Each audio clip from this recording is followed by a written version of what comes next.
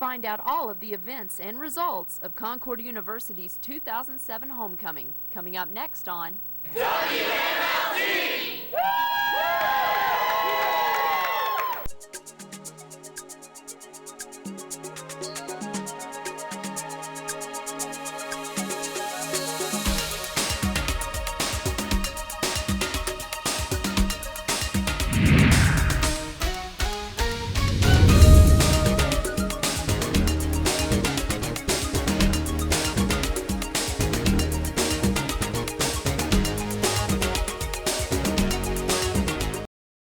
Welcome to WMLT on PBS. I'm Amber North. And I'm Krista Witt.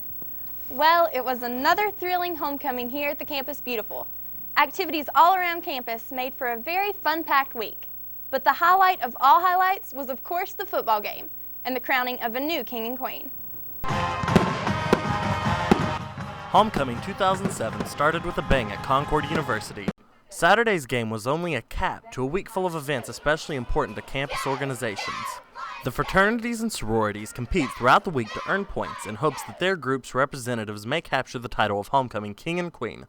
The judged events range from billboard to lip syncing. This year, Muzai Phi's Brandon Massey and Nu Zeta Chi's Krista King took home the crowns. Although they were able to secure a win, the Lions came up a little short with a final score of 25-22 in favor of West Virginia State University.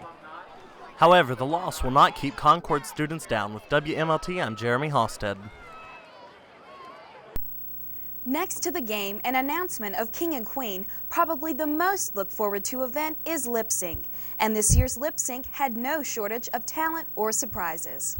Lip Sync, a time when all the fraternities, sororities, and clubs get together to strut their stuff and show off their dance moves. This year's Lip Sync featured everyone from the California Raisins to Fergie and even President George W. Bush. All the organizations at this year's homecoming had a similar theme. Each group had to have songs that dealt with a certain state. The groups had been practicing their routines over the past month, and teamwork was essential. But the workout sessions brought the two groups closer together. Lip sync's so important to me because it's a great way for two organizations to come together and just have a whole bunch of fun for 1 week. I like lip sync so much because it gives all the organizations time to come together and compete and show our skills. And although every group was received with cheers, in the end, only one group could reign victorious. First place, Lip Sync 2007, Alpha Sigma Alpha.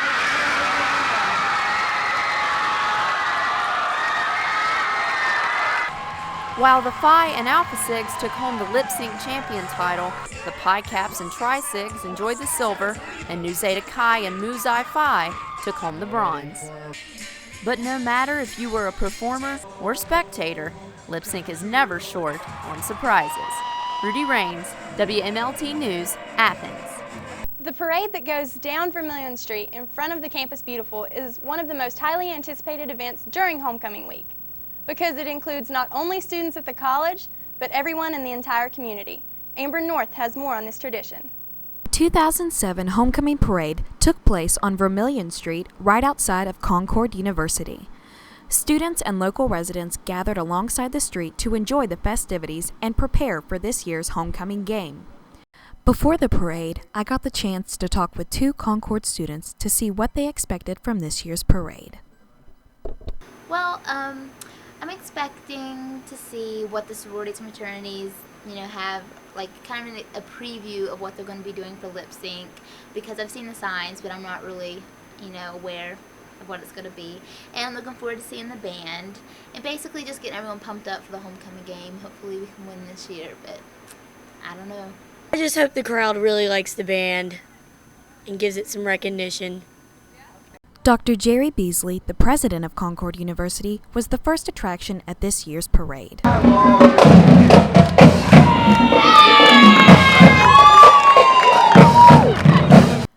Featured teams at this year's parade included football, volleyball, baseball, softball, and track.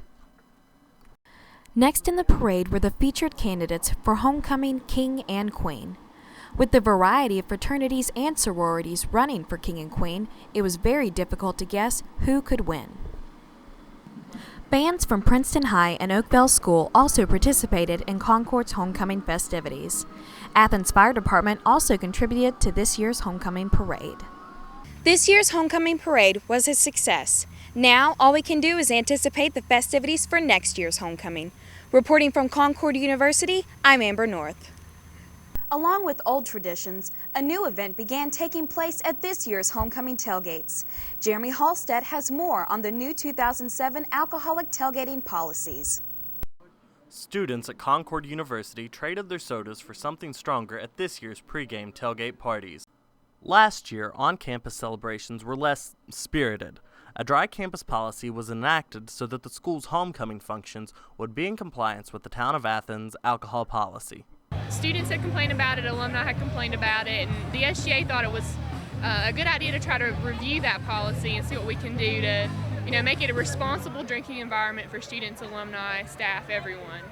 Due to numerous complaints last fall from visiting Concord alumni, the administration and SGA have decided to relinquish the dry campus policy for this year's tailgate festivities. These allowances, however, did not come without their fair share of regulations. It's if you are an individual who's drinking, if you're consuming alcohol, it must be within the two lots, the science building lot and the fine arts lots. You have to remain within those lots the entire time, and you have to prove that you're over 21 by presenting a photo identification and get a wristband. Students and fans' ability to comply with the rules made the events a success. Although homecoming captured the attention of most students during the week, the dedication of the new Higher Education Center in Beckley will be benefiting students in the near future. Brian Arnold has more on the new building and all the famous guests it hosted for its dedication ceremony. On Monday, October 8th, Raleigh County saw some prestigious visitors. Former Speaker of the West Virginia House Robert Kiss, Congressman Nick Joe Rahal, and U.S. Senator Robert C. Byrd were all in town to celebrate the dedication of the Irma Byrd Public Higher Education Center. This is a very important day as we dedicate a one-of-its-kind education center and dedicate it to a one-of-a-kind lady. Irma Byrd was the wife of Senator Robert Byrd. She passed away last year. Thank you from the very bottom of my heart for dedicating this beautiful facility for Irma's sweet memory. Before the project even began, Senator Byrd saw a problem with education in the area. The college attendance rate in southern West Virginia has continued to be lower than in other regions of the state and across the country. The building was named after Irma Byrd because of her firm belief in the power of education. I could not have reached my educational dream without Irma. She was the wind beneath this bird's wings.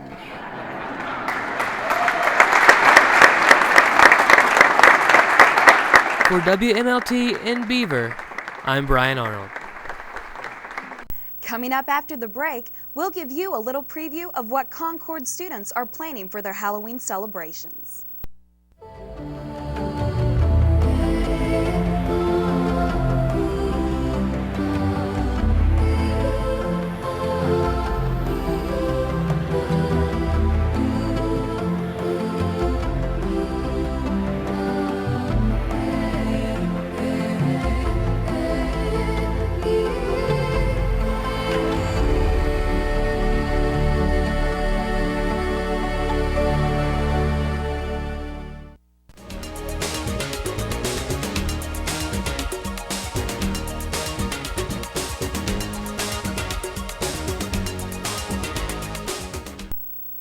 Welcome back to WMLT on PBS. Students at Concord are getting geared up for another spooky season right here on campus. David Burnside tells us more about how students plan to get in the Halloween spirit and give back to the community at the same time. Fall is underway here at the Campus Beautiful, and along with the fall season comes Halloween. I found out what some students were planning for the horrifying holiday. Every year it's Wilson and Sarvey both. Every year it's a tradition. We have annual trick-or-treating. This year we're having a fall festival. The soccer team and the North Tower RAs are going to help us out, and they're going to do a carnival outside for the local kids. And all of the residents in Wilson and Sarvey are going to pass out candy to all the local kids who come. It's going to be Tuesday, October the 30th from 6 to 8:30. We're doing a Wizard of Oz theme, so there'll be a yellow brick road throughout both buildings so they can follow it and they can see where to go. What are you going to dress up as? I'll be Dorothy. While some students are planning to spend time with the children of the community, some are going off campus to find fun elsewhere. On October 27th in Hinton, West Virginia, at the Ritz Theater, they're showing a midnight showing of the Rocky Horror Picture Show for people who are 21 years of age and older. This Halloween is going to be my first Halloween, so I'm really excited. For the first time, I'm going to go trick-or-treating. I don't know what I want to be yet. Probably an Eskimo, maybe, if it's kind of cold. For WMLT News, this is David Burnside. The Pumpkin Festival in Cabell County is a tradition for many families, but this small town festival is now bringing in people from all around the state. Rudy Raines has more on how this festival has grown into a tradition in more ways than one. Down this dusty path is a treasure trove of country and family fun. The West Virginia Pumpkin Festival is held the first full Thursday, Friday, Saturday, and Sunday in October, and this year's 22nd annual festival was nothing short of a complete success. It's almost hard to decide where to start when first arriving. There's an auction, tons of crafts from all around the state, and of course there's no shortage of great pumpkins here at the Pumpkin Festival. Families can actually pick out any pumpkin they want to take home to keep celebrating the fall season. Sisters Marcy Landers and Heather Markham enjoy making a tradition out of visiting the festival with their mother. And Crafter and Pumpkin Festival board member Susan Davis thinks that the best part of the whole festival is seeing families spend time together. It is such a family-oriented festival, and it gets larger and larger every year. This year we had great weather. God has blessed us with no rain, a little too much heat, but it was a good festival. Luckily, festival visitors found ways to beat the heat and spend the dough on one of their favorite traditions. From Milton, I'm Rudy Raines for WMLT. New additions seem to just be popping up all over the campus beautiful. Dr. Rao and other faculty have proposed a new third-story addition for the Marsh Library in the coming years.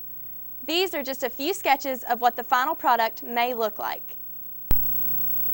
We asked for permission to initiate a capital campaign for a third story to the library. We haven't started that capital campaign yet because we're waiting for University Point project to conclude before we start.